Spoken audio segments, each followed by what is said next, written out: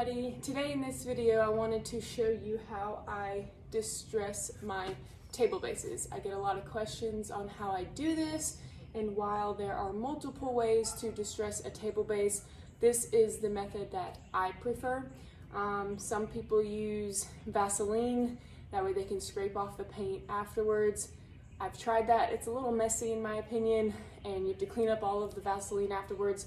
So in this video, I'm going to show you how the only thing you need is stain of your choice, polyurethane, and paint. And then of course a sander. Super easy, just a few steps to get this look, and you can do it too. So follow along and let me know how yours turns out at the end. The first thing you're going to want to do before you start the distressing process is to sand your piece, whatever piece that is, base, top, console, whatever you're working on. Sand it to at least 150. That way the surface is nice and smooth and it is ready to start the process. I sanded and then I wiped down with a tack cloth to get rid of any debris or dust. And the next step, we are just going to apply a stain to just the corners and the middle sections. You don't have to coat the entire piece with stain because we're going to be painting over top of it. But I'm going to use a stain that is the same stain as what the top is going to be. So if I'm going to have a gray stained top, then I'm going to use, truck. If I have a gray stained top, I'm going to use a gray stain, the same stain for the bottom. That way it matches unless the client wants otherwise. So this table is going to have a provincial stained top. So I'm going to use the provincial stain by Minwax to go on the distressed part. So let's get to it. For this first step, you are going to need 4 things. 1, whatever stain you are choosing to go with. Again, I'm using Provincial by Minwax. You are going to need some paper towels or shop cloths. You are going to need a foam brush and then some gloves. So I've already put my gloves on. Now what we're going to do, make sure your stain is nice and stirred up, especially if you haven't used it in a while. And we're going to open that stain.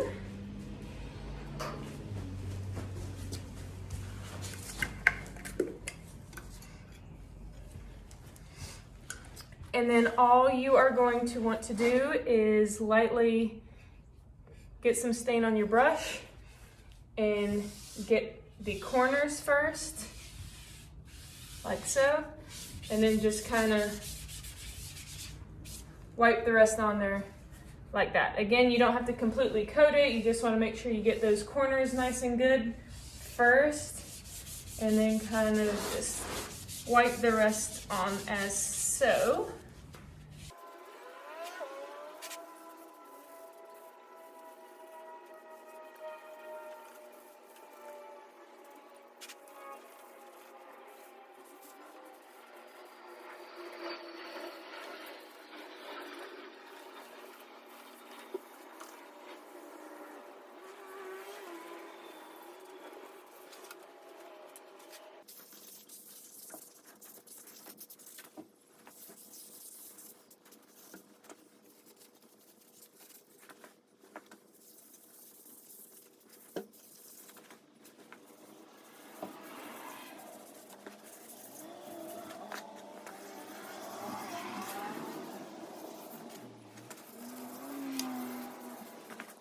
After you add all of the stain, this is what you should kind of look like. Again, you don't have to cover the entire surface, just to get a majority of it. And just grab one cloth. And if you have any excess, just make sure you wipe all of the extra off. You don't want any drips or anything. You want to make sure this dries quickly, so that way we can move on to the next part.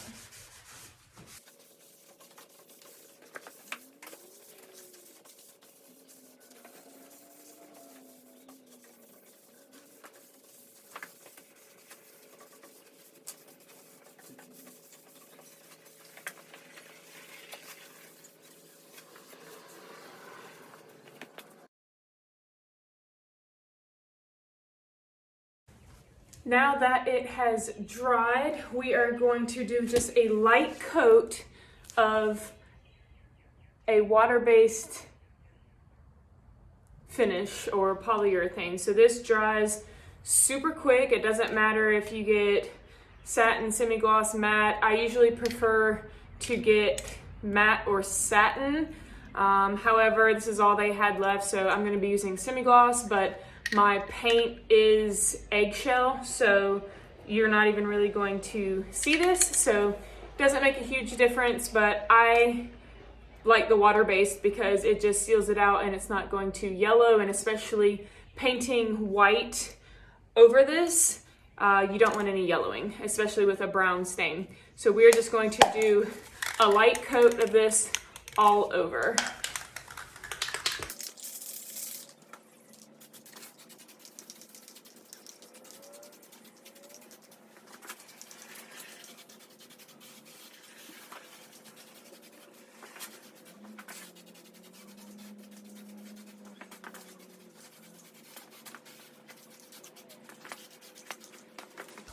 All right, so we're going to let that dry. This is water-based, so again, it is a pretty quick, so dries into the touch in 30 minutes and recoat after an hour. So we're gonna wait an hour so that way we can get our first coat of paint on.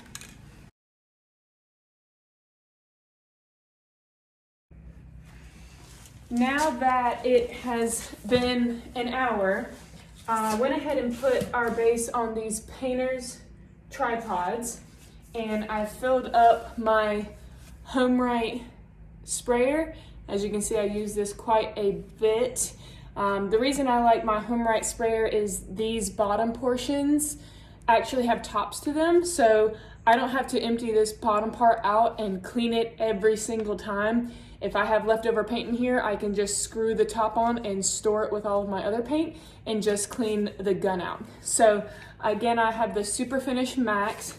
I'm doing it on almost the lowest setting, kind of, I would say 35%. I don't want a lot of material coming out. I want to do two thinner coats and not just one thick coat. We don't want any drips, but this is super easy. The nozzle, if you can see it, so right now it's going to spray up and down. If I want it to spray horizontally, then we want to turn the nozzle 90 degrees. So we're going to start with the nozzle spraying up and down, which means you will go this way. If you want the nozzle to spray horizontally, then that means you will go up and down with it. So that's another feature I really like about this sprayer. Link below. They're super affordable. I believe they're around $100, and I have had this one for over a year now, and I abuse this thing and it is still held up. So definitely good for any DIYer, affordable, and if you have an Amazon Prime account, get free shipping. So I will show you, we will actually go up and down first.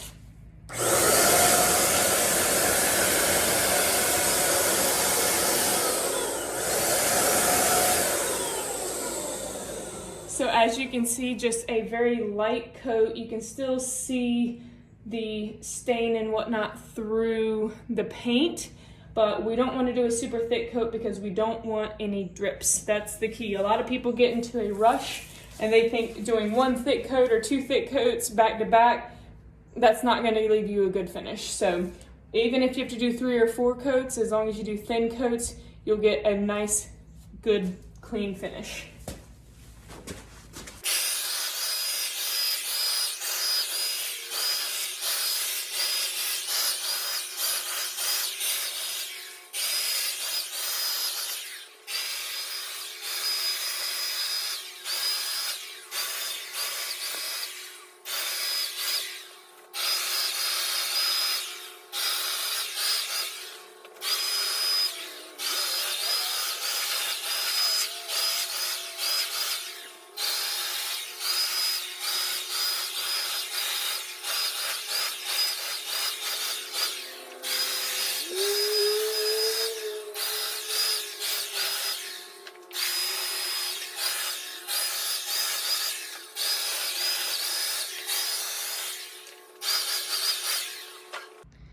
All right, so this is what it will look like after the first coat.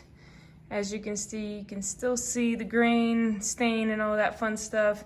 This is basically a primer coat. We will probably do definitely one, possibly two more coats to make this solid white.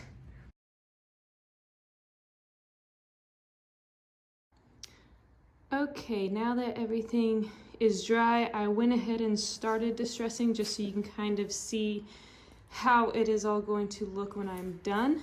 So what I'm doing is just running along all of the corners like we did with the stain, and then wherever there's like knots or anything, I do real light pass with the sander going over it, and if there's any spots that it picks up, those are the spots I focus on. And then I just make sure to just kind of even it out and get all the edges and just try to make it look as natural as possible, but still be white. Like, you don't want to take too much off. I've seen some people distress it like crazy, so you just want to make sure it's kind of even and not overdone or just the edges, or it really depends on what your customer wants. But this is how I do mine unless otherwise stated by the customer, and I will now show you how I do it with the sander. I just can't talk while I have the sander on. And I am using my DeWalt 5-inch orbital sander on the 6th setting, and I'm using a 150 grit sandpaper that I actually need to change out, but I will show you how I do it. So here we go.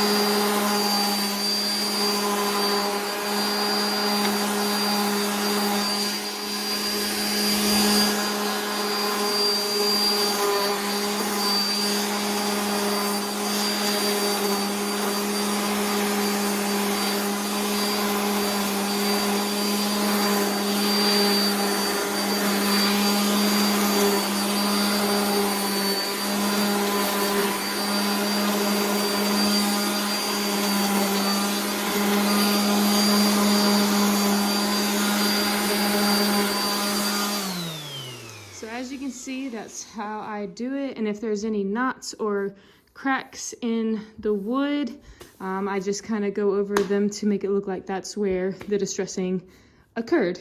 And yes, this wood is dry. I have my moisture meter and everything is 7% or less before I build with it. So these cracks happened while it was sitting drying here in my shop. And then once it hits the dry point, that is when I use it. But yeah, so that is how you distress. And the next step is going to be to clear coat everything and seal it.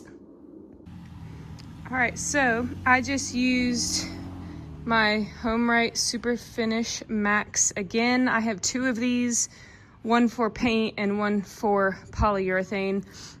So I just applied polyurethane, as you can see, to the top and the bottom. It's harder to tell on the bottom, but this will seal it. And I also did the underside as well, especially since this is pine, but I do it for all of my tables. I have a few other ones drying in here, but yeah, so this is an awesome sprayer if you're just starting out and want to spray your finish. I highly recommend this, and the link is below. Well, I hope you enjoyed that video. I hope I made things clear. If I didn't, please ask your questions down below in the comments and I will be more than happy to answer them for you. If you haven't already, please like and subscribe to my page. I'm going to be doing tons more DIY tutorials on not only how to finish things, but how to distress things, how to build things, how to put things together, answering popular questions that I get on my Instagram page all the time. You name it, I'm going to be coming out with videos for you, so that way you can learn how I do things and the tips and tricks of woodworking. I am not claiming that I am perfect at everything, nobody is, but I am super excited to share my knowledge with you because I didn't have that whenever I started. If you don't know, I am completely self-taught and I'm learning every day, just as most of you are. So again, if you like this video, please like and subscribe and stay tuned for more videos in the future.